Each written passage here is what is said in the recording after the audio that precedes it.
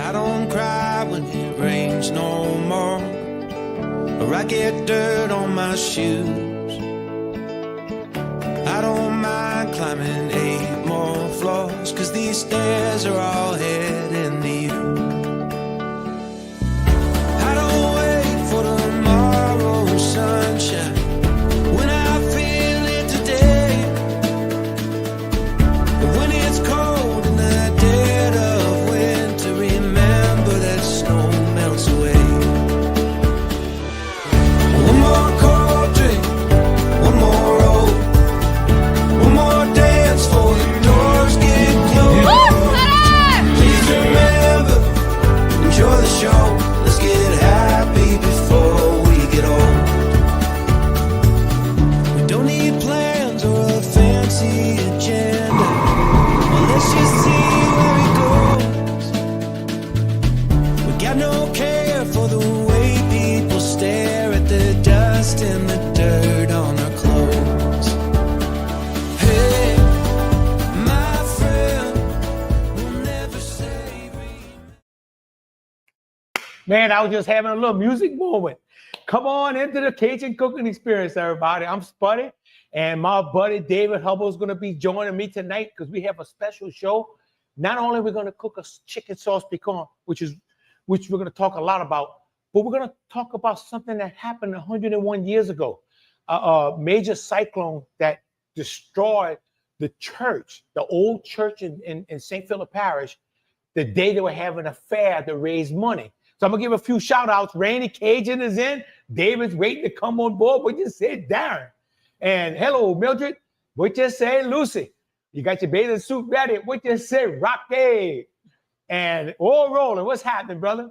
Man, we got a good shit. We got a lot of people coming on. Spuddy done shed those pounds looking ripped, but thank you, my brother. Man, look, we're just feeling good and living a good life. That's all I can say. So right now, before we get started, I'm going to bring David in. We're going to bring him on, pop him on the stage. Look at us, man. We're like twins over here.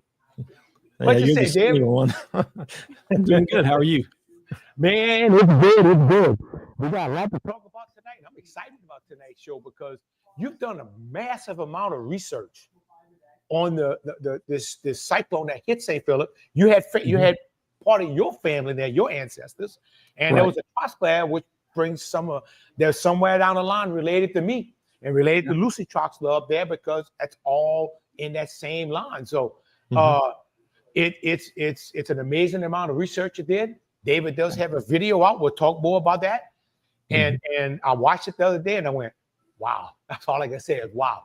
But you know, David, something I found that year, looking back in old newspapers, there were a lot of cyclones hitting all up in the south. I don't know if you saw that. Yeah, somebody was mentioning that on one of the posts we did the other day, and the cyclones, you know, for people who aren't familiar, that was an old term used for tornado. They weren't used in the same way like we talk about a hurricane today or a cyclone, I guess, out on the West Coast. So that was a common term. In fact, and you may have noticed too, Spuddy, in some of the ads for like insurance companies, they had cyclone insurance that they would sell. I did. I noticed that. You know, insurance is always looking to get into it because think about it. Because look at what happened at St. Philip. It tore down the old church, the church hall at that time, but it didn't touch other buildings. That's pretty good insurance. It could hit 1 or 2 or 3 buildings and everybody's insured, but pretty good moneymaker. Yeah. But right now we're going to start off with our roux. So to make this chicken sauce piquant, what we're going to do is we're going to make a roux. And it's what I like about this. We have Randy Cage and don't buy Cyclone insurance these days. Man, ain't no insurance paying. That's a good, Jeremy, that's a good thing. But what I love about sauce piquant, not only is it roux based, it's tomato based too. And I love the way these two flavors come together. And it just gives a unique flavor. And I'll tell you, doing the research on this, up the late 50s, all the way through the 90s. So a lot of articles and recipes in newspapers on sauce piquant, and then all of a sudden it faded out. It's like it's not a hot thing anymore. It's kind of weird. And I started thinking, I don't hear about a lot of people cooking sauce piquant anymore. Maybe you can shed some light on that, Dave. Yeah, I mean, I haven't done a whole lot of research on it, but I did know that you and I, when we were talking about this episode, we were thinking about it in terms of what kind of things for church fairs and Yeah. what kind of things would people have served. And I think we must have both stumbled across the same article. I think it was like a Knights of Columbus was putting together a dinner or a fundraiser, and they were doing a chicken sauce piquant, and that was 1924. And Same year. so, yeah, same year. And so, but I mean, I know that was that was a popular dish, and it's been part of our Louisiana and River Parish cultures for a long time. So, and I mean, it's so versatile because you can make it with turtles and venison, Anything. anything. And we'll talk more about that later. That is a fact. I can make a chicken sauce piquant. I can make it with chicken gizzards. Only chicken gizzards. I have a lot of people just love chicken gizzards by itself. Let's see, Lucian. Hey, my brother, I always love watching you over here in the Central Parish. Could make sticky chicken dish one evening. Oh, hell yeah. I love me some chicken, sticky chicken. How about them tigers? Man, how about them tigers? Holy cow. They surprised the hell out of me. And so what we came up with, David, is we just tried to that one was just for you, Lucy. What we tried to say is we're trying to come up with a dish that was popular. We couldn't find anything like any literature of what kind of food would have been cooked, except for food and sweets and snacks, right? Right.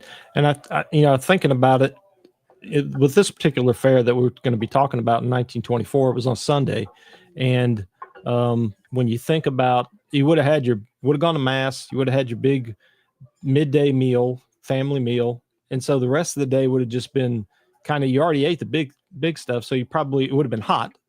So you probably would have just been eating sandwiches, some light foods, ice cream, which they were hand churning back then, and cold soft drinks. And they had cakes also and cookies and sweets. So it would have been just your typical kind of snacking party type food, and not necessarily a big, plate of getting anything to go. So it's not like we do today and back up the beer truck. Everybody comes with their jambalaya pots and we have a throwdown, because it was a little harder to do that days, and it makes sense. Yeah. And let's see, should have been 24-10. Just saying, I agree. And Will Dickin, what's happening, my brother? And then Randy Bro, watching from the cruise ship headed to Juneau, Alaska. Oh, man, I'm jealous of Randy Bro. But I appreciate you tuning in from Alaska, brother. Hey, we worldwide, man. They must have heard you were coming on, David. Yeah, well, maybe. So, yeah, I'm just trying to get this roux going.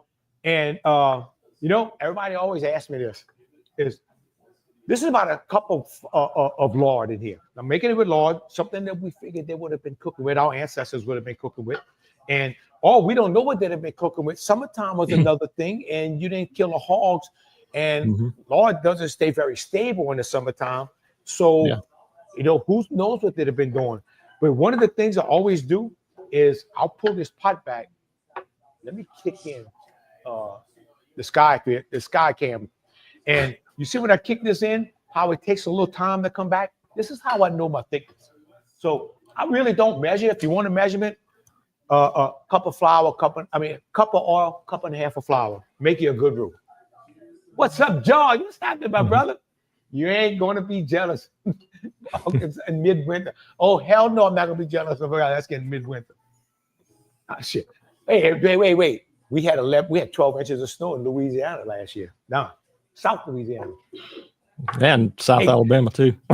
South Alabama. Sky can't watch it by Goodyear. Boy, Jeremy's feeling good tonight. That's better. So yeah, David. We came up with this dish. Always a good dish, no matter what you're doing. And I saw a lot of festivals all over the state at that time would have had some kind of sauce piquant, mostly wildlife.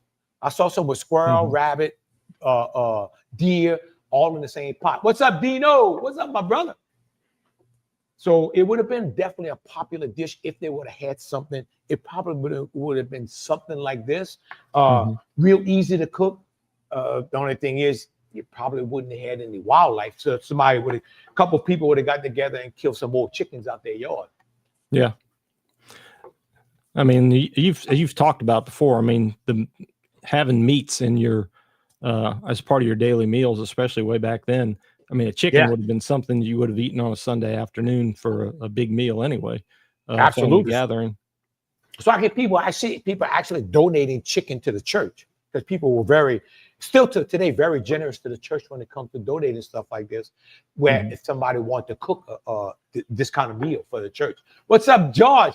Oh, we sipping a little Modelo tonight, my brother. Darker the better. What's up, Mike? Thank you, brother. All right. And that roux coming along. We're getting a little blondish roux right now. So we want to get a little dark. We don't have to make it real dark. But, I'm not going to dark brown like I normally do. But it's got to definitely be darker than this. Remember, the darker the roux, the less thickening you get out that roux. The lighter the roux, the less you need, the more thickening agent you have. What's up, Baron? What's going on, my brother? Watching from Luling. So David, kind of explain what was going on this day, because we were in a drought at that time. That day, time of the year, we were in a drought, severe drought. People were praying for rain, and evidently, since the masses were done in Latin, them Latin masses must have been powerful. Because it didn't only bring rain, and this wasn't the only place that got hit. This cyclone was bouncing all over. God, explain what you found on that. So, I mean, for the history of the St. Philip Catholic Church, the parish goes back to 73, and they had moved an older building there, which became the church, the original St. Philip Church. The picture that you showed in some of your past slides that you have at your Spuddy's restaurant. The original one, I think that's it. The famous one from 1906. And that one was, I think it was established like in 1870s or 1880s. The 1877 established. Yeah. Okay. I see it. Yeah. So that was the church. And then to the left was, or I guess, depending on where you're looking, to my right, it would be some people say it's an old convent or an old school that was out there. But they had nuns living there. And so that church was there from sometime after 1877. It was moved from another location, and it was a temporary church, which became basically permanent until about 1921. And around 1919, a committee got together and decided they really needed to have a more permanent, modern church, which is the St. Philip Catholic Church you see today, which was dedicated in 1921. I think it was started around 1919. So all that goes to say is that one way that they could raise funds and pay for the church was through the church fairs.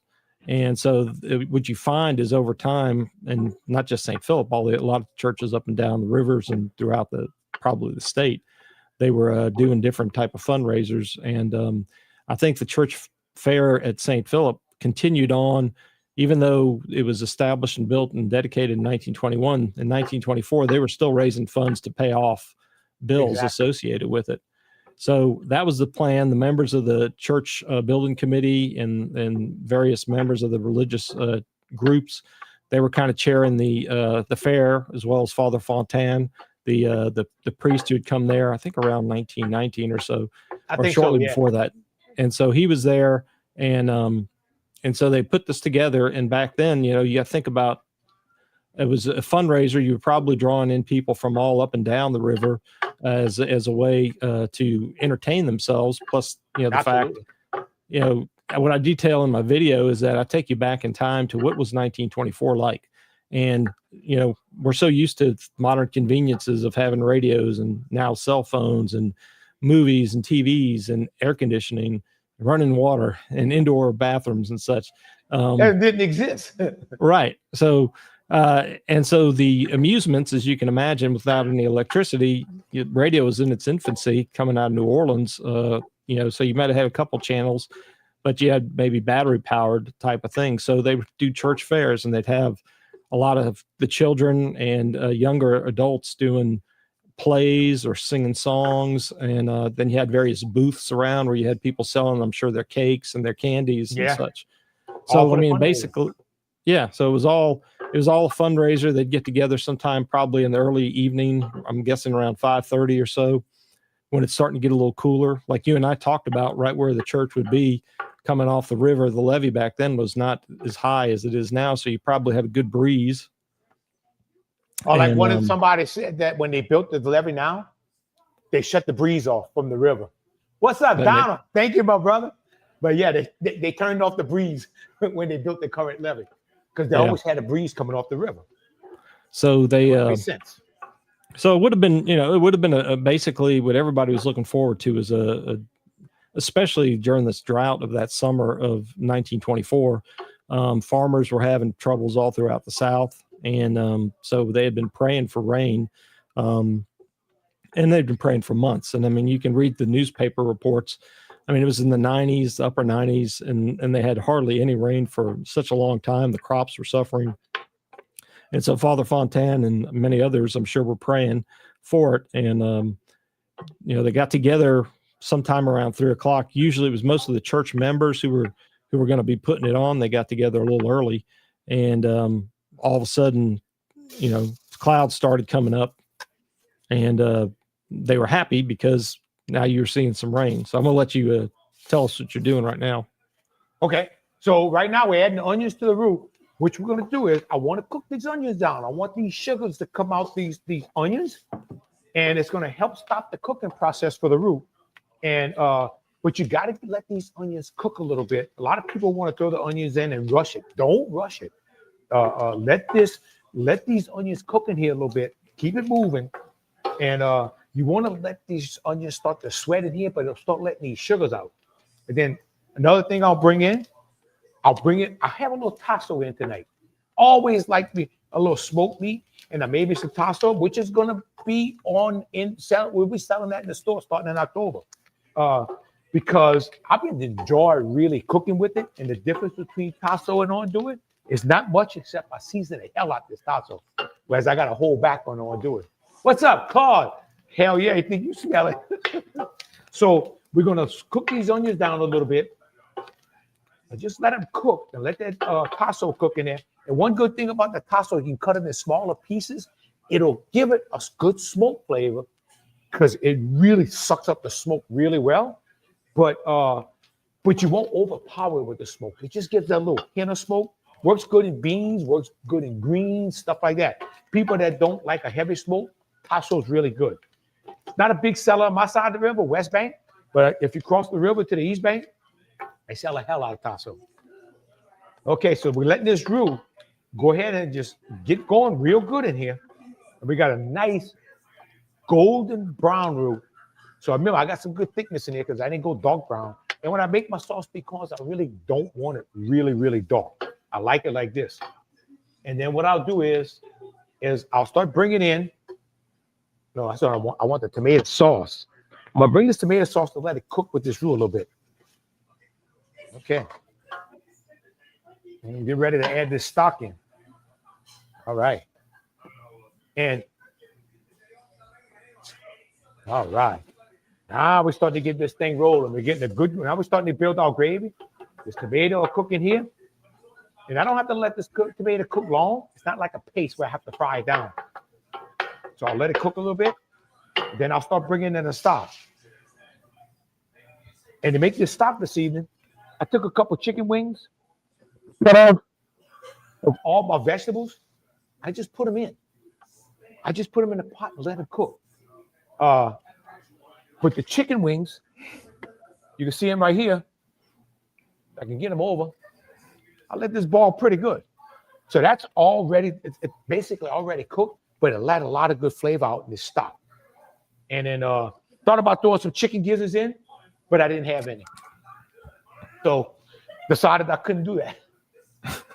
And so the sauce piquant would have taken root around our area, in this area, about 1700s. Very unique to South Louisiana at the time. And it's got this mixture of Cajun and Creole together. Because you have the Cajun part of it, where French, the Cajun French, you're making the roux. You also, a lot of them were made with wild game. We'd have had the Cajun version of it out here. If you get into the French, especially like the French version, you're going to have, or the Creole version, as I say, you bring the Creole version in. This is where the tomato comes in. and then also your African Spanish version in West Indies, in New Orleans. That would have been that tomato base coming in, a lot of vegetables coming in, the tomatoes, African and Spanish. So you have so many of our cultures coming in. The wild game definitely would have been Cajun. If you want to throw a little sausage in here, that could have been like the German culture. So you can make this with anything you want. The chicken that you would bring in, man, that's all of us. That's every culture in the world, because everybody was growing chickens in their yard. Or because if you didn't grow a chicken, you couldn't eat it. So let me just look down in this pot a little bit. We're gonna see the color. You see that color in it? Looks really good. And David, you can go ahead, back with your story, man. Oh. Back to David on live from Alabama. No, I was comparing, because I actually made some sauce piquant a couple of nights ago just so I could be prepared too. So I didn't have any tasso or gizzards to put in mine, but yeah. So the church members would have gotten together ahead of time. It was probably closer to around 3 o'clock or so, early afternoon, and they were gathering everything together to there's some last minute rehearsals. They were pulling together the booths, getting the ice cream freezers cranked up, and these were all hand turned ice cream freezers and such. Mm-hmm. People were bringing in the sandwiches and such, and as they were getting there and preparing for it, there was noted that all of a sudden it started to get cloudy. And with the cloudiness, they started getting some rain. And so everybody's like, hey, Father Fontaine, your prayers are finally answered. We are going to get some rain. But the rain went from just being a casual little, relaxing rain to a big downpour like we have. And I'm sure everybody who lives in South Louisiana is familiar with, just all of a sudden the torrential rains come down out of nowhere. So a number of people ended up running either into the new church and a lot to the old church hall. The old church at that point had been converted into a church hall, so it still had the structure and a lot of pews in there and what you would have had inside. But there's various places people were bringing the ice cream freezers in and the food and stuff, trying to save it from getting too wet.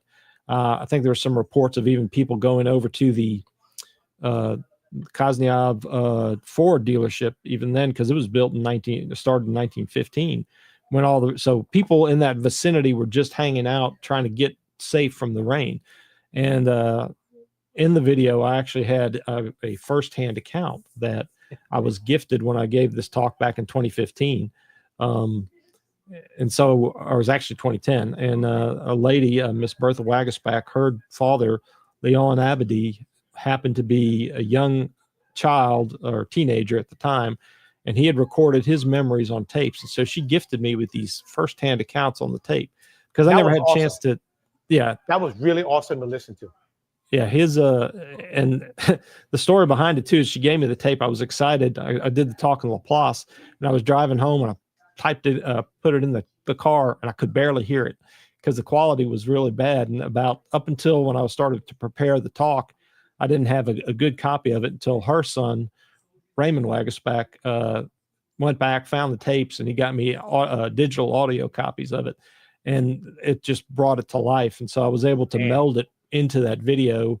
And I think it was good. It really is the highlight to me is his firsthand accounts.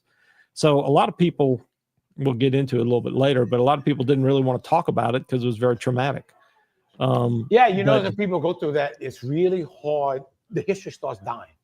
Yeah. And because I've been living in Vacherie a long time, I have never heard anybody talk about it until you presented it. Yeah. So Miss Bertha made a comment that I made the comment nobody would really want to talk about it, and she said he wanted to talk about it all the time.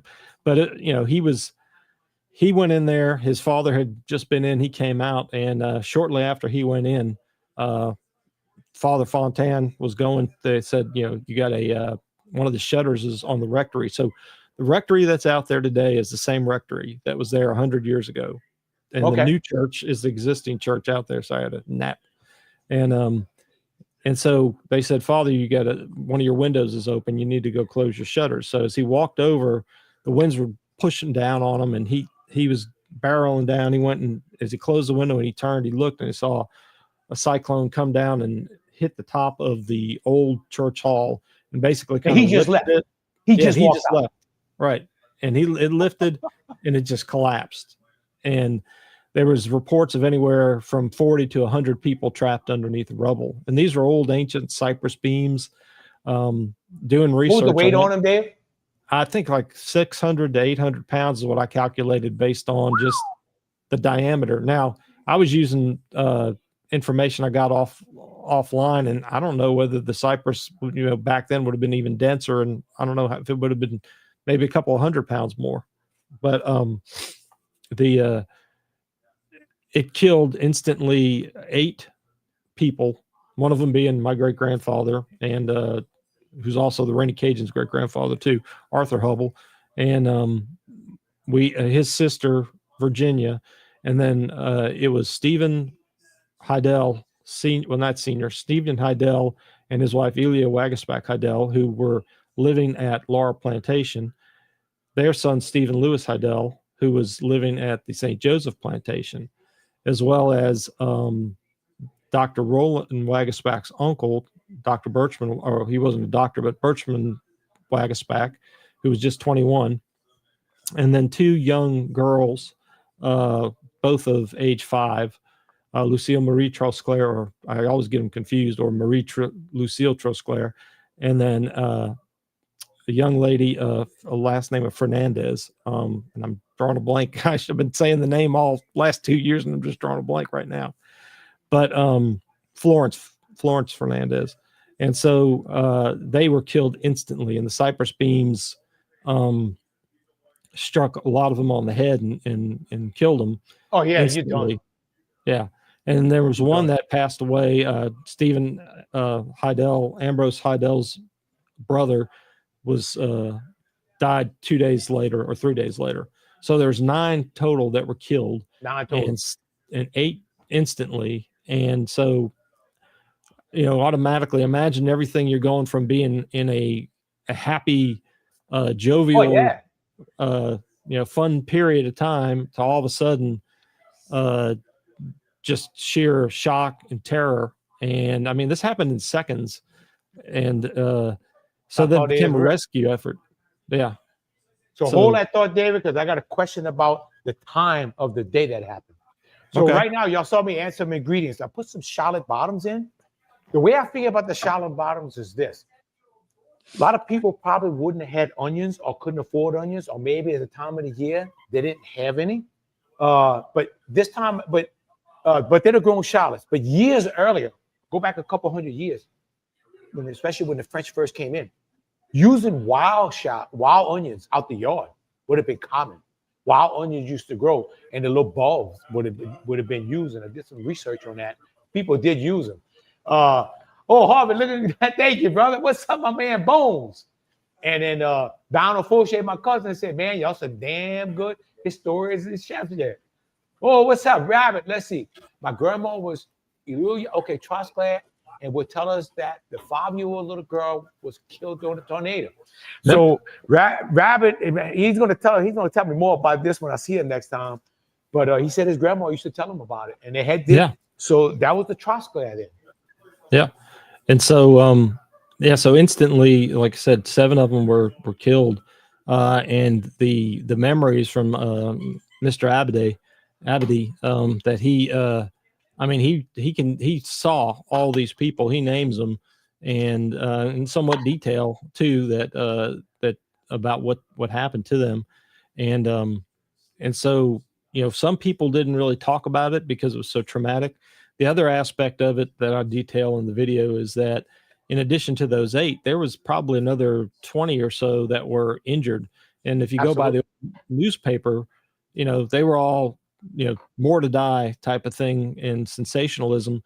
But part of it, they really didn't know whether or not somebody was going to make it or not. And especially them days. Yeah, a good amount of them did. Talking to Dr. Roland there in Vacherie, he told me that, he thinks with a lot of the modern methods, if it would have happened today you probably could have saved some of the people. Yes. Yeah. If, that, because one of like his uncle actually lived for another couple of hours before he passed away.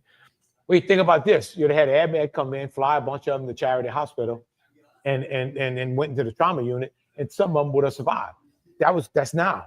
Back then, if you live, then you had the threat of infection setting in on your wounds, which is a huge threat them days. Yeah. What's up, Glenn? Ruling using chicken or hen? Man, I'm using chicken because I couldn't find any hens, man. The hens are hard to find these days. I can order them. Even my supplier, it's a hit and miss thing whether you'll get hens or not. Hen would make a better sauce piquant if you was using hen, because it would do like the wild game. You would cook it a long time, slow and easy. Now, you were asking, you had a question about the time of day, you were saying? Oh, okay. And I'm gonna get back to that. So y'all saw I added some tomatoes in here. So I'm adding I had some cut up some tomatoes, I had chopped tomatoes, and I had some rotel. I put all that in. Now I'm gonna bring in, I like a little sweetness when I have anything with a little tomato in it. So I'll put in this some carrots. I'm gonna bring my bell peppers in now. Love all them different colors and the different flavors of the bell peppers. I'll bring my celery in. Okay. Oh, if you have a sauce piquant, you have to have some mushrooms, okay? And look, I just happen to like a lot of mushrooms in my sauce piquant. And I'll put that in there. So there's a lot of ingredients in here. Hey, what's up, Sue? So I'm gonna put that in there. And one of the things they would use, and this is where I think the wild onions would have come in. These little pickled onions. There's something about using pickled onions that was very traditional in this area. So we're gonna bring them in. And another thing was black olives. You could use green or black olives, but a lot of people would always put the green or black olives into their sauce piquant. Okay. Always loving the history lesson to go along with the wonderful cooking. Thank you, Coach. Oh, Billy Picard. So one of the things, and another thing, piquant. One thing I want to pass on, it's stinging, pricking. It's usually a tomato-based, roux-based, spicy sauce that you're cooking, and it's usually made with wild game or poultry or seafood or anything that you really want to make it with. But the piquant means pit. It doesn't mean burning going in and burning going out. Where the Cajuns get this crazy reputation of, and this is what I hate. You ride other places in the United States, and they're going, "Oh yeah, we got Cajun cooking." And when you leave there, it kind of kills your vacation because you smoked up the next day because it ain't feeling good coming out. This is terrible. This is not Cajun. This is stupid. So we like our food spicy. Yes, we love that little piquant.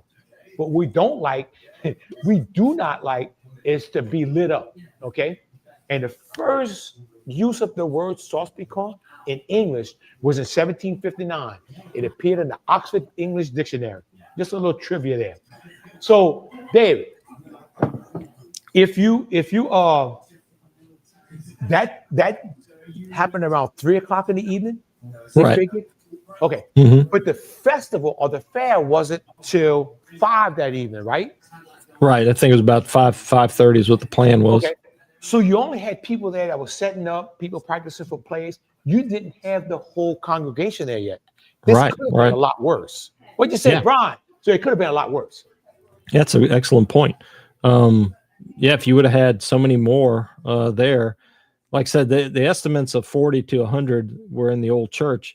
I don't know whether or not, maybe the proximity, if they were practicing and a lot of things were there, they might have known, they might have had more say in the old hall than they would have had in the new church. But a lot of people who were, who heard stories from their relatives all mentioned, they whenever they went outside of the old church hall, nothing got touched.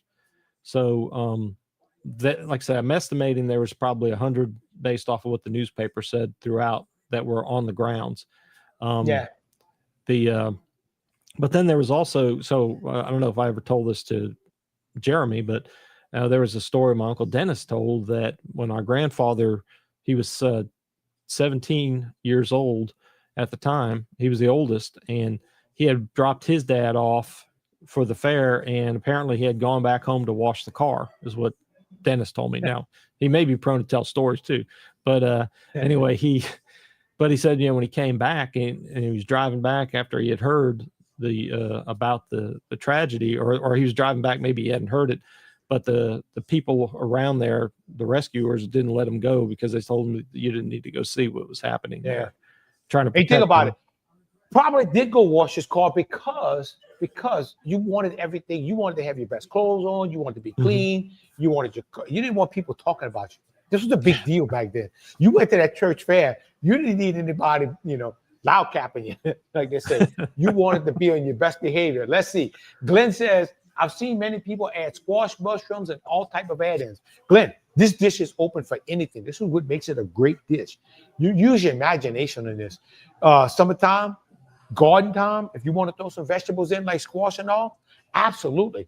What you say, Jackie? So it's very versatile dish, and also it's adaptable for local ingredients. Wild game, rabbit, alligator. I'm not crazy about alligator. To me, it has no flavor, but alligator would be really good as a sauce piquant dish because you would be slow cooking a long time, and then the alligator would be very tender because it takes a long time to cook it. Deer, crawfish, shrimp, just go down the line. Turtle. If you want a possum, turtle, armadillo, nutria, anything you want, anything would actually work in there. What's up, Hollywood? So there's nothing that doesn't work inside a sauce piquant. That's just one of the best things about this dish. And people just don't make it as I don't see it made as much as I used to 10, 15, 20 years ago. But one of the things is when I came to Vacherie, and when I even growing up in St. Rose, I noticed that they made this mostly in hunting camps. And it was the slow-cooked wild game. So the guys go out hunting, they go deer hunting. And the camp always had 2 or 3 people that were the cooks. And they would be slow cooking some deer, making a deer sauce piquant. That was the most popular when I was growing up. And while everybody was hunting, they would have a deer sauce piquant. Because let me tell you something. When you went hunting them days, you walked the swamp. You heard what I said? Walk. You didn't ride a 4-wheeler. You didn't have a Go Devil. You didn't you walked the swamp. We did it. You'd walk an hour and a half to stand, hunt for 3 hours, and walk an hour and a half back. Sweating and hungry. Jackie, turtle, absolutely. So, and turtle sauce piquant would have been another dish. Now, one of the things they used to do, I got to tell a story, is that turtle sauce piquant, a lot of the guys, they would bring in turkey necks. And if you don't know, the bone structure of a turkey neck and turtle is about the same. And it kind of looks the same. So what they would do, they would take the turtle home with them and put turkey necks in. Everybody's drinking at the camp. Nobody would know. I've heard these stories. I didn't see anybody do it. I believe the stories, though. But yeah, David. So tornadoes, tell you a little something about a cyclone tornado. That's right, Rocky. Rocky was hunting when we walked. I've had 2 tornadoes here in my place. One flipped the trailer behind the store across the street, went between 2 houses, didn't damage the houses. Actually, one house, it picked up the car, shifted it, and shoved a piece of tin from the trailer underneath, but didn't damage the car. Put a telephone pole, laid it down between the 2 houses, took a loft in back of my building, put it on top of my building, but didn't destroy my building. Recently, a few months ago, I had a covering, one of those big aluminum coverings. It picked up the whole cover. This thing was pretty big. It was probably about 40 by 20. It picked the whole thing up, bolted to some posts. It picked it off the post, left the post there, brought it over my building, and laid it in the parking lot. Did not destroy the covering. Just laid it down in my parking lot. 2 hours earlier, the parking lot was full of trucks. This is how crazy twisters and tornadoes are. Now I'm going to go ahead and add my chicken wings in here. And I have chicken wings. And what I do, some people, I use the whole wing, but what I do is I cut the wing. If you want to use drumettes, that's fine. If you cut them, you got the bat and the flapper, I call them. The bat would be the drum. That would be the high dollar part. That's what people like. The flapper, nobody likes that. It's my favorite part. It's the little flat part in the wing. You put the whole thing in your mouth, and when you finish it, The dog don't want the bone when I'm finished because there's nothing left for him. What's up, Keith? But yeah, David. So this thing could have been a whole lot worse than it was. And you reminded me of something when I was doing the research on this 1924 cyclone. Vacherie actually has had, at least even prior to that, I found 2 other instances of tornado in Vacherie. So the river parishes have had their fair share of tornadic, whatever you call it, history in the in the 100+ years or so. Oh, absolutely. That I looked at.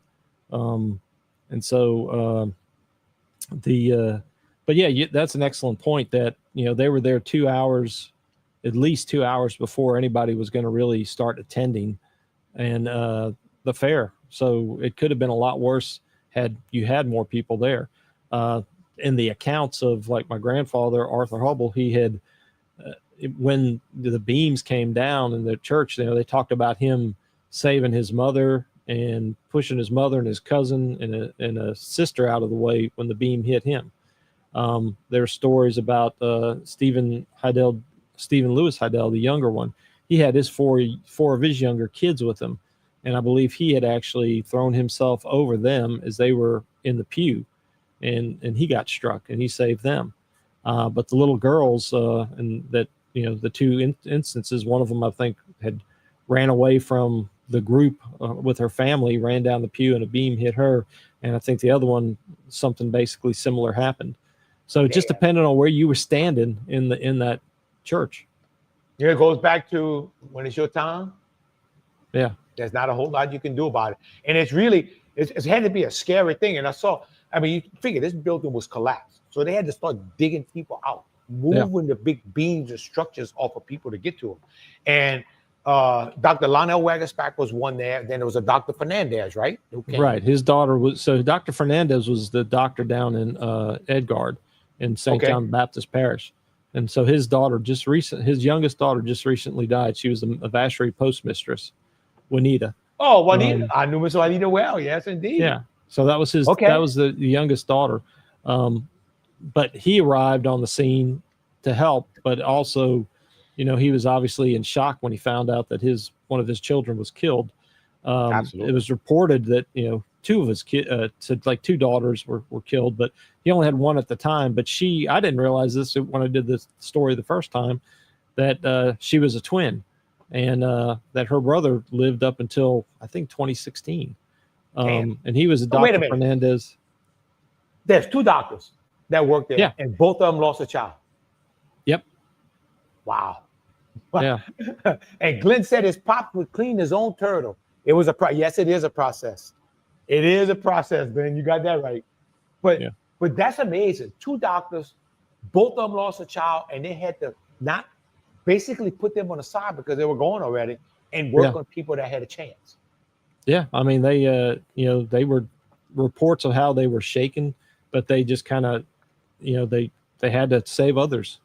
And in the case of Dr. Wagerspack's son, they had moved him to his house into one of the back rooms, and I think he ended up dying. I think 2 hours later, either didn't regain consciousness and passed, around about 5 o'clock or so. But like I said, it was really, you had people were in shock. You had people coming from all over to help because word spreads fast. I've heard word spreads fast in Vacherie now about different things anyway. It's amazing. But you're right, and people will come help. And it's not only that, with the festival too. Any festivals we had, fundraisers we've had, people come out and donate and work. It's amazing. So I can about imagine at that time, people come from all over to get people out, and the adrenaline takes over, and to remove this building to try to save people. I can imagine that. Yeah, I think in like 2 hours they had removed all the debris, a couple 100 feet away, and like I said, they removed the bodies. And the thing about it that, talking about in the beginning, that this, we're used to the modern times now. When somebody passes, you usually have like anywhere. It used to be a 3-day thing to now it's almost like a week, 10 days, where you have a service after that. But back then you did have 2 funeral homes, but not in Vacherie. One was in Edgard, and I think one was up River. We still don't have one in Vacherie. In Letcher, yeah, or Gramercy. I can't remember where it was, but you had those.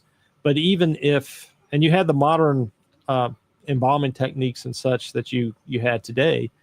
But the thing about it is that, you know, you have 7 people or 8 of them instantly. And so the tradition that even up until the 1940s was you would still do a wake in the house and you would bury them the next day. So now all of a sudden, you know, like I said, it's 100 degrees outside.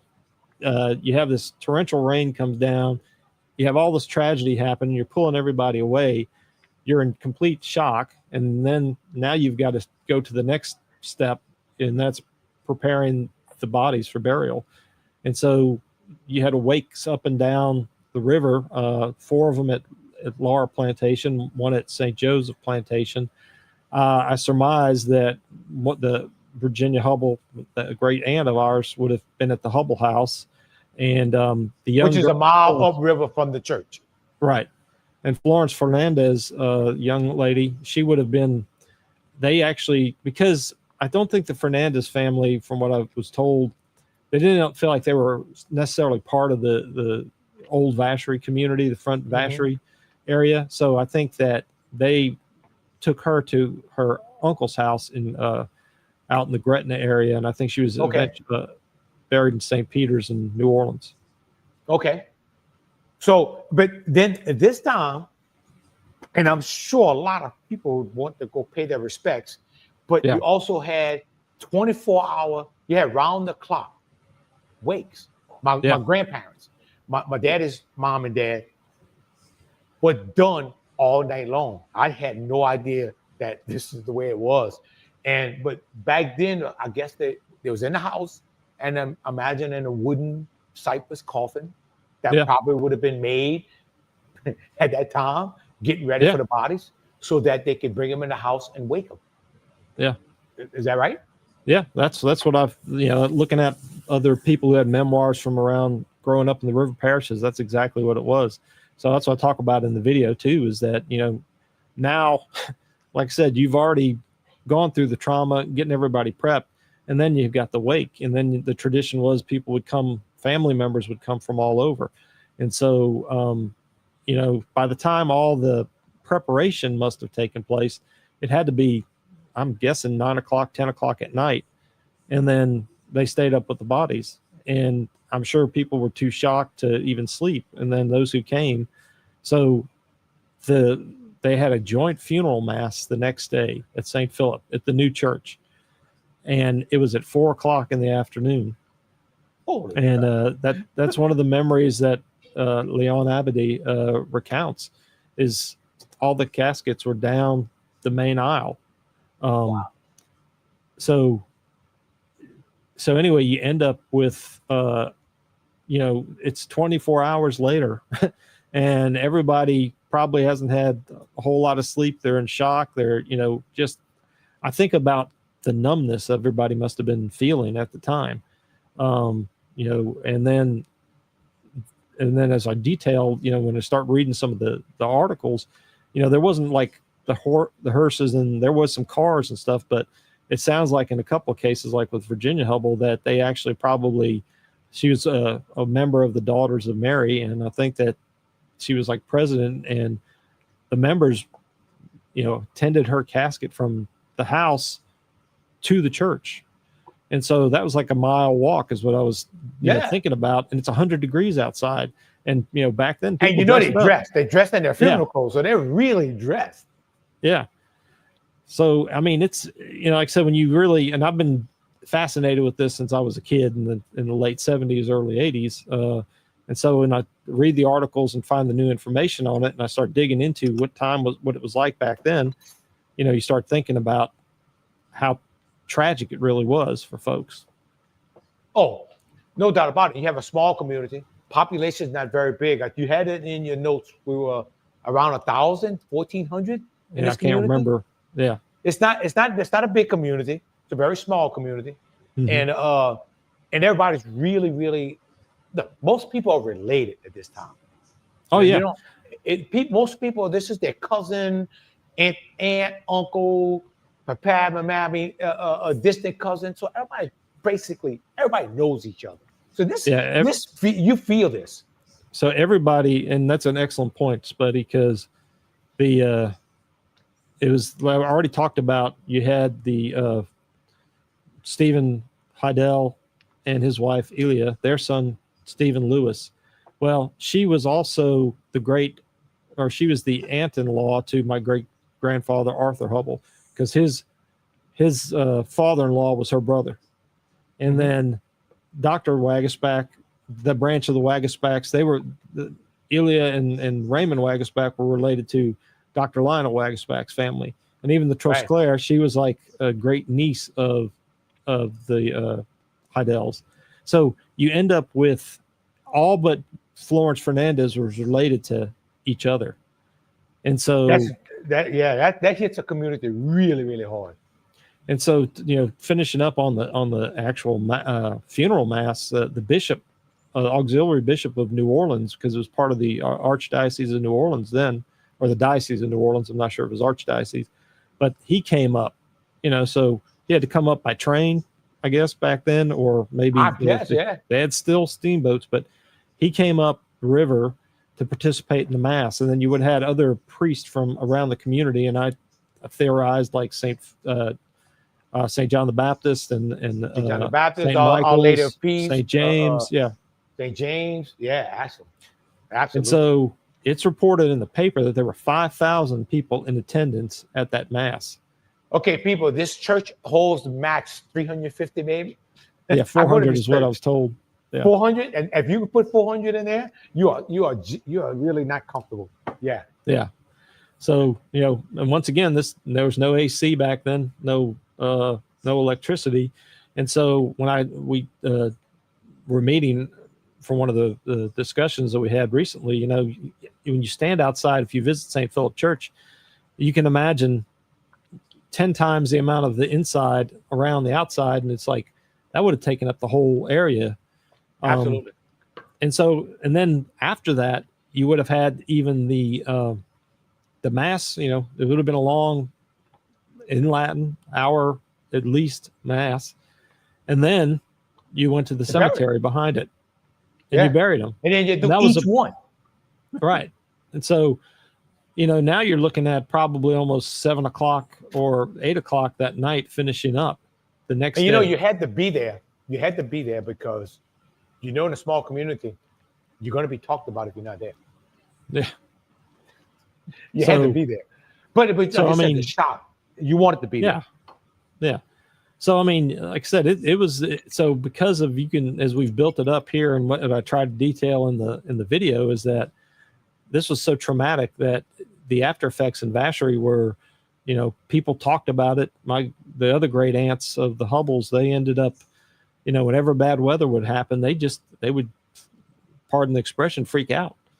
So they'd close. My mama was like that, and she wasn't in a tornado, so I did it. But I'm gonna taste this, and I'm gonna compare this to the tragedy that I went through in my younger days, and everybody's gonna know this that lives in the river parishes. But let's take a taste of this, and you don't forget about it. Man, we got a little piquant going here, and let me tell y'all something. All right, it's almost time to start cutting this cane. It's almost grinding time. Got a little tomato base in here. We want to bring some of that sugar loving in here. You want to bring a little bit of sweetness in here. Kind of help with that tomato paste that we have in here. A little bit more black pepper. We're gonna bring a little bit more salt, and then we're gonna taste this again. The fairy action, and you got it, Brian. Brian's from the parish, so he knows. Mm-hmm. We had the Bethlehem ferry accident in 1976, October. You knew somebody. If you lived in St. Charles Parish, or you lived in the river parishes, you knew somebody. I had a classmate of mine that had a brother that got killed. In fact, we used to ride with him to go party. People, when they talk about that time, they'll say, when the ferry got hit. Mm-hmm. It's still referred to as the year the ferry got hit or something like that. So you never quit talking about it. And it never leaves your mind. And like you said, some people, my friend hardly talked about it. He just recently started talking. He lost a brother. He recently started talking about it with me, in the last few months. But for many, many years, he wouldn't talk about it because it was it was tragic. 80-something people, right around 80 people got killed on the ferry. So similar to this, it just hit you out of nowhere. All of a sudden, everybody's just going to work, ready to go start their day in tragedy, and that's what happened here. There's actually there's a good documentary that a guy put together about 15 years ago on it. I'll have to look and find it and send you the link if you hadn't seen it, Spuddy. You can share with others. I did see it. The guy from Tulane put it together. Yeah. So he anyway, did a really good job. Yeah. And so the Hubbell ants would, they close the windows, light candles, and say rosaries. And I think, I heard very similar stories for a lot of people. And so my grandma did it. We lived in St. Rose, but evidently news travels anytime the weather. And my papa wrote a poem about it. The music would go off. You break out the prayer book, you break out the rosary, and you start praying anytime the weather, and you close the windows. Yes. Yeah. Very familiar with that. But the other consequence was, because it was such a shocking detail, a lot of people never talked about it. And my grandfather, the reason I knew about it is as I talk about it and I opened up, and you see it in the little video that you posted, there's a newspaper that was on the wall from that day or the next day, which detailed it. And so we ended up with, I was fascinated, but I lived out of town, so I didn't really talk to my grandfather that much about those kind of things. And he was in the late 60s. And so I was kind of, I thought, I didn't want to bring up any bad memories for him, ask the questions. But I got to a point where I started, and that also kind of spurred my interest in genealogy and for the river parishes and history, and my love of the area, being away and trying to find out about it. But about the time that I would have really been asking him, he passed away. And so, that's another point that I think you and I were talking about. There's these stories that we have, and whether it's the ferry disaster or the cyclone, it's not pleasant to talk about, but at the same time, that's the tragic end. But then there's all the things there are the customs that we have that are good things, how to make a proper sauce piquant, and or how church fairs and things, because these are part of our ancestry and our customs. They still and go traditions. on. They still go on, And we're gonna taste this sauce piquant, talking about that. Man, look, the color. Oh man, we're gonna go down. We're gonna bring the sky cam in. The color in this pot is just awesome. I hope this picture does it justice. So we're gonna taste it now. As long as it's a sky cam and not a kiss cam, you're good.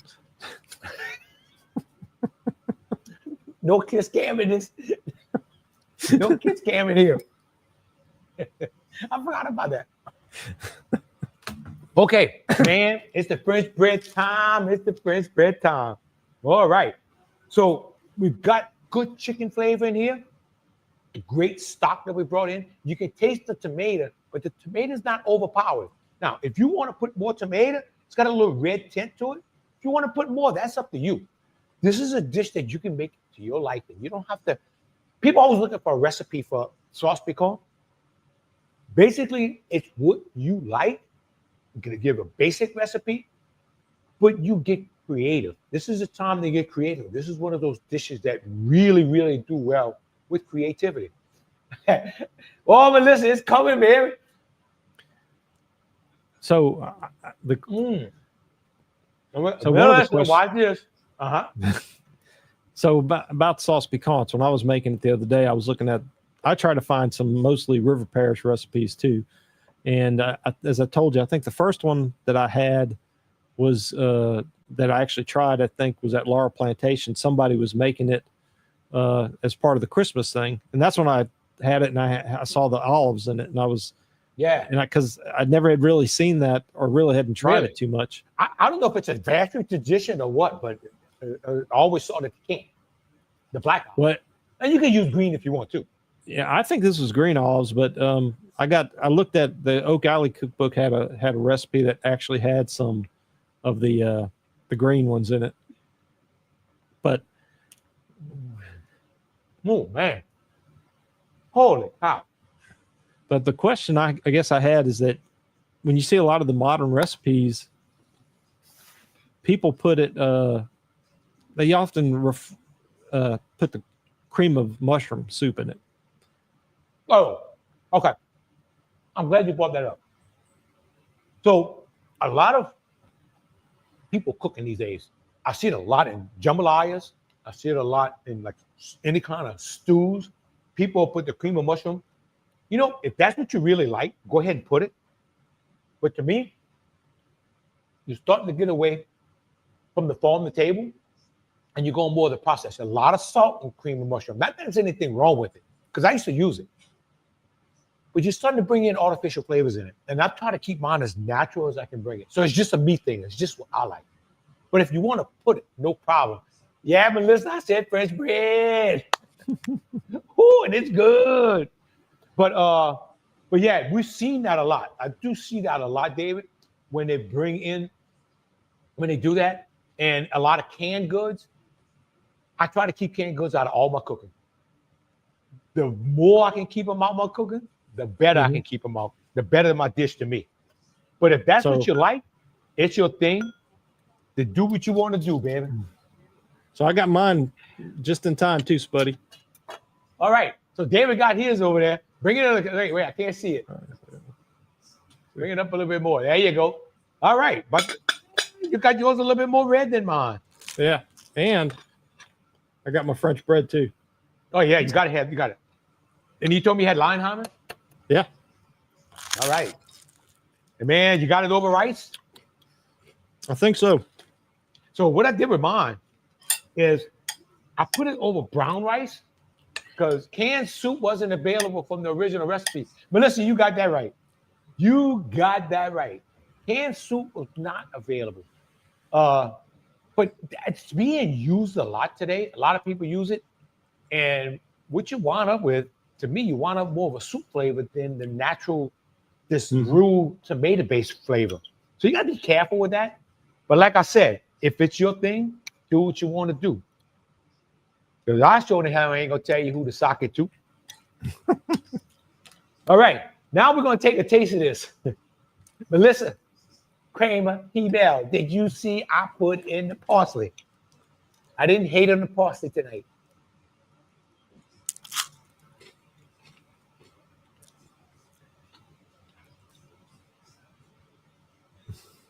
Oh, my goodness. Yeah.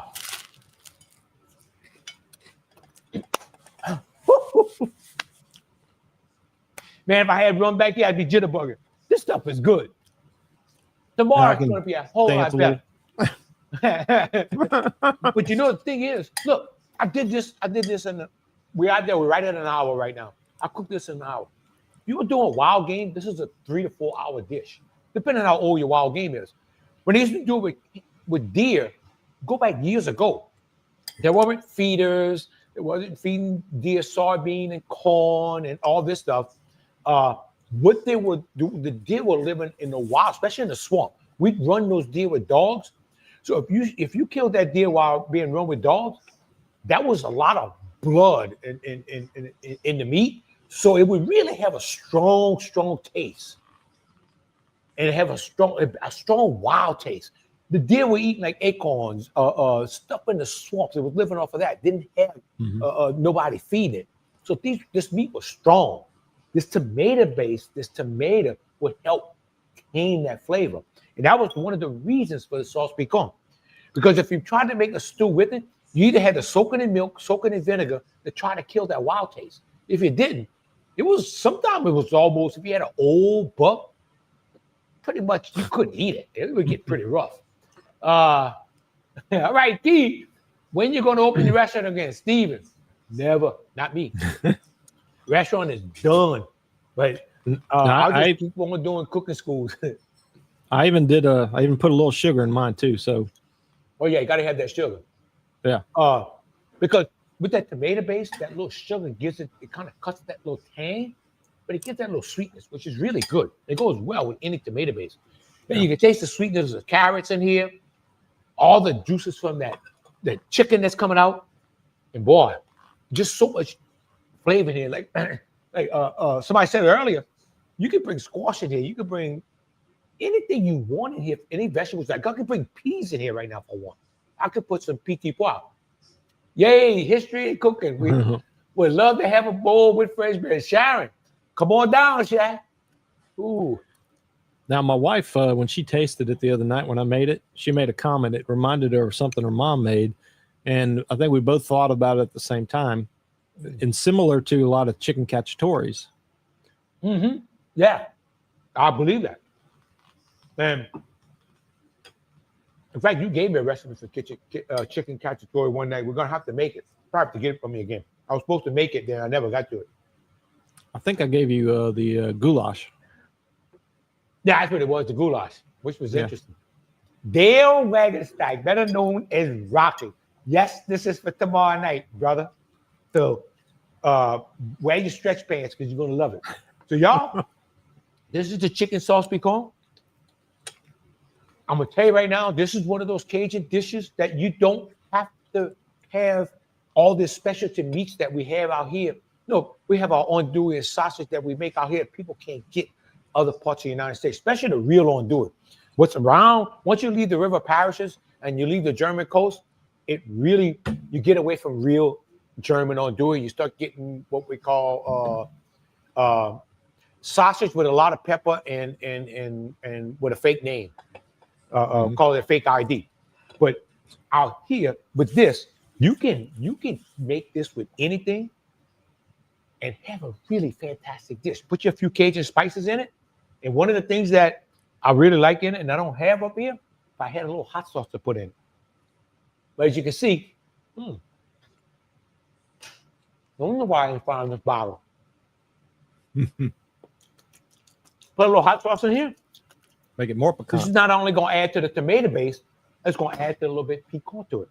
And so you can add it after eating it. So, David, anything else as we wrap this up on the church history? Well, what we ended up doing is that part of the thing that spurred it on, I did a talk in 2015, or 2010, but then that was actually put out some on YouTube, thanks to one of the descendants of Dr. Wagasback. And I had some people over the years, got to meet a lot of cousins, distant cousins and members of the different families. And around 2022, someone asked me if the church was planning on doing anything for the 100th anniversary in 2024.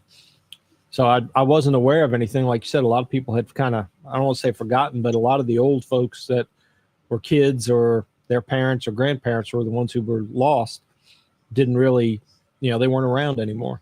So I reached out to St. Philip. I got in touch with Deacon Glenn and started, inquiring about it. And basically I had two people ask me about it in the same week. So I kind of figured God was telling me, that I need to do something. So anyway, we pulled it off where we ended up having over 200 of the descendants of the victims. I pulled together a group on Facebook. It's kind of a private group just for them, but we got together. We had a mass 100 years to the same day and time at St. Philip. And then we had I did the video and we went to the Knights of Columbus Hall and had Spuddy provide us the meal, the communal meal that we were having. The food was fantastic, I can tell you. Yeah. So we had the white beans and the jambalaya. And so I wanted to give everybody an authentic taste of the River Parish from Spuddy. And so we had a good turnout. And then part of the thing was how else could we commemorate our ancestors? Because as I mentioned, 7 of the 9, or actually 8 of the 9, I'm sorry. The eighth one died 3 days later. They're all buried in the St. Philip Cemetery. And so one of the ideas was put up a marker out there. And eventually, thanks to the help of Pam Foltz there in Vacherie, she told me, she'd been part of, or witnessed a lot of these that have happened in the past, and she said, it really wasn't that difficult to do it if you had all the documentation, which I had. I just ended up not getting it in time prior to it, but we ended up getting the approval that week that we did or a couple of weeks before we had the mass. And back in May or June, I'm sorry, we unveiled the marker. So if you go to the St. Philip Catholic Church in Vacherie, you'll see the marker out there. And one other thing to note is that even though there's not a marker for it, and there's not a lot of detail for it, but as we talked about it hitting the church, it also apparently first hit the First Baptist Church of Vacherie in the Magnolia community. Yes. It was reported that it was destroyed, but I haven't been able to find a whole lot of documentation or anybody who had memories of it. But they have it on their Facebook page. Okay. So they hit multiple sites, and then when they cross the river and hit into the lumber mill, right? Right. Lutcher, yeah. Okay. Yeah. So anyway, as a result, I put together a video. It's about an hour and 18 minutes long, kind of a documentary on style is what I try to do with a lot of videos that of the period, and as well as a lot of images. I think I have images of all the victims except for Belfort Heidel, who died last. Got a bunch of the information. I go into extreme details, trying to bring people back to the day and the time. Right. And so, but anyway, I've got that available. How do we get that, interested? David? Was that? How do we get that? You can reach out to me at I'll type it in there, David J. Hubbell. Yeah, put it in there. At gmail.com. Put it in the comments. Yeah, but I'm gonna make it available for sale. Part of it will be I'm thinking about $27. Okay. Part of it, that's the shipping cost. It'll be on a flash drive, and it'll have the commemorative blessing in the cemetery and the dedication of the mass, dedication of the marker as well. And part of those proceeds are going to go to keeping the marker up at St. Philip. Ooh. And I have the video. I have it. David sent me a copy, and it is very good. It's very detailed. He did a fantastic job. And I have to say something to Rocky, Mr. Dale Waggersback. He went to the celebration. I remember him well. And Rocky, if I'm not mistaken, that's the day Lucy found out she had cataracts, because she told you were looking very nice. And that day, tell me if I'm wrong. And y'all, this is what the sauce piquant looks like. This is what the sauce piquant looks like. It goes well over rice. If you want to put it over pasta, anything you want to put it on, it's available. Put it over bread, put it over French bread. But man, all I can tell you, this stuff is good. And I'm keeping it like this because I got to take a picture of it. I don't want to dig in this plate. So, David, you got your information there? Oh, yeah. Yep. So, if anybody wants to reach out to David, get a copy of that, it's definitely worthwhile. And like I said, the money's going to be out there to help keep up this plaque. And what's good now is that the cruise boat comes to this area.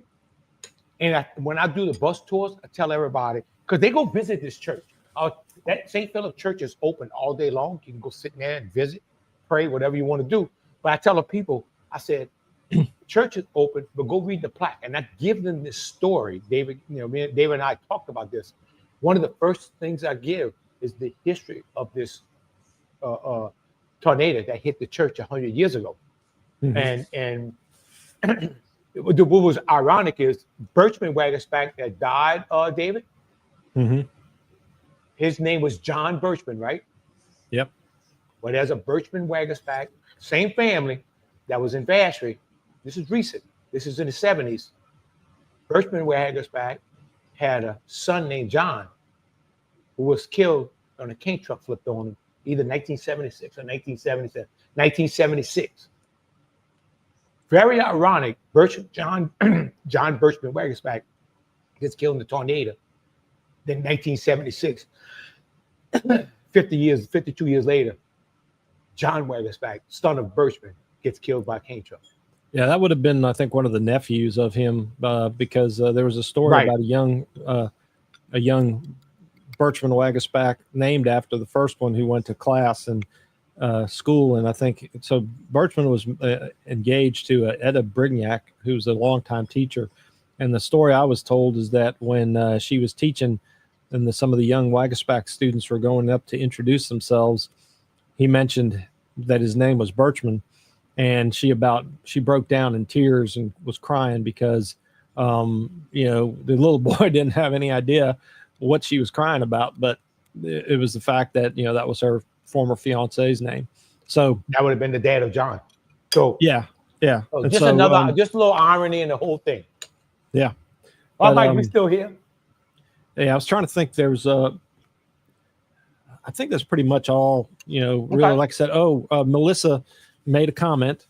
She gave me my other alias, Mr. Meliton, Meliton Man of Mobile, and then also Jeremy and I do a lot on the Rainy Cajun podcast. Jeremy's cooked with you before. You got to have him back again. Mm-hmm. We're gonna bring Jeremy on next time y'all come down. Yeah. Next time, because I know y'all were down about not long ago, about a year ago, but we couldn't get together. February. We couldn't make it work. Yeah. February. Yeah, we couldn't make it work. I was busy at that time, and it was all crazy. So, but I think that pretty much covers everything, David. And I appreciate. Not only you want to know about the cyclone that hit St. Philip Church, but if you want to know anything in the world about Meliton, David is the man. I'm telling you. If he doesn't know it, it's probably not known, or he's gonna find out. I promise you. I'll find out. So he'll find out because he's like the Meliton whisperer, the guru. So, but David, I thank you so much for joining us tonight. We've been throwing this idea around, and it's 101 years ago that the tornado actually hit the church, tore down the old church. And one of the things I'm gonna leave everybody with this: to get a church in your parish back then, in the 1800s, 1700s, it took a lot. You just started with a chapel, and you didn't have a priest every week. The priest might come over once a month. They would travel, and you have it in that chapel. Now, I read something that the chapel was actually on the corner of Highway 20 and River Road. Yeah. Or today, but that wouldn't have been there in that location. It's pretty close to where you are. Pretty much where the store is. Pretty close. Yeah. And you it was too brittle to move. And then normally what you would do is say, okay, y'all want a church? We need to raise the money. So the community would come together. This is how strong the Catholicism was in the days, is that the community would come together and do everything they could to build their own church. This was huge. This was big. Mm-hmm. And once they would get their own church, then they had to raise the money to maintain it. Yep. And this is what they were doing. And they got a new church to replace the old church because there was a growing community. This was all very common back in the days of our ancestors, to go from chapel to church to a newer church. Churches get burned down, torn down. St. Charles Borromeo, the Red Church, Little Red Church, has gone through a few of them before. A lot of them, St. James, right upriver in St. James, one of them eventually wound up in the river. Yeah. So you had to fight the river, you had to fight the floods, you had to fight the elements, fire, so many things going against you. But these people are hell bent on getting their church. Something we take for granted today, really. Yeah. And the history of it's amazing. So, David, that's all I have. I appreciate you coming on tonight. I hope you're enjoying your Sauce Piquant. I'm enjoying the hell out of mine. Oh, yeah. I appreciate you inviting me and all the help you've given. And like I said, there's a lot of people in the Vacherie community that have helped me. I got a list on the video of them, but over the years, people have not with us anymore, but it's been a big group effort. I just try to coordinate everything and put it together. And like I said, hopefully pass it on and keep interest going for years to come, because there's a lot of lessons, as you pointed out, that we'll learn from the whole thing. So another story. You're welcome, David. And thank everybody for watching tonight. I will not be here next week. I am chilling next week. And really, when I say chilling, I am chilling. So, but we'll be back in 2 weeks. I'm probably going to do, everything goes right, I'm thinking of a wild rabbit gumbo. So we're in a wild game gumbo. So you want to tune in 2 weeks from now. But until then, thank you all so much for tuning in. God bless y'all. Love y'all. Thank you, David. And everybody have Thanks, a good buddy. night. Good night.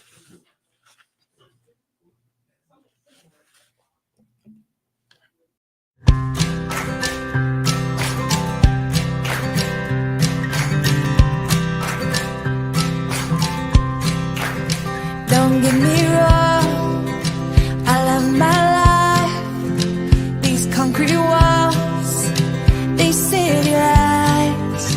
What I'm about to say, it won't make no sense, but I gotta get it off my chest. There's so much more